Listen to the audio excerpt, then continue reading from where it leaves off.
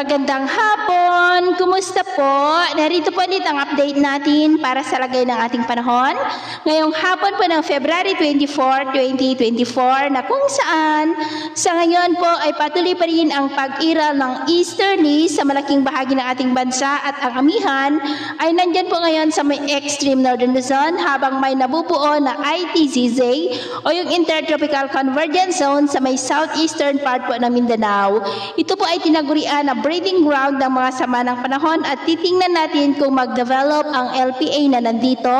At ito nga ang pinapakita ng forecast model natin pong ginagamit hanggang po sa susunod na 2 linggo. At sa lagay po ng ating panahon, ngayong hapon ay maayos ang panahon sa malaking bahagi ng ating bansa pero may tsansa pa rin po ng maulap na kalangitan with isolated rains sa silangang bahagi po ng Cagayan Valley, Quezon, Bicol Region, ilang bahagi ng Samar Provinces, Northern Mindanao, Zamboanga Peninsula, Sulu Archipelago, Sorsogon at Davao Region.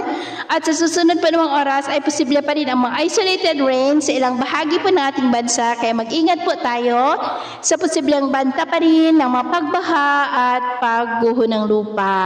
At sa atin naman pong mga baybayin, dahil po sa lumalakas ng amihan ay maalon po sa mga baybayin ng Batanes, Babuyan Islands, at yan po sa mga baybayin ng Pagudpod, Ilocos Norte na ang mga alon ay posibleng aabot hanggang po sa 2 to 2.8 meters height. Kaya wasan po muna natin ang papalaot dyan sa mga may kulay pula para mas makaiwas sa mga sakunang pangkaragatan. So, yun po ng latest update natin sa araw na ito. Ako po muli si James na nagsasabing sa kahit na ng pagsubok po na darating sa ating buhay, huwag po tayong mawawalan ng pag-asa. Thank you and God bless!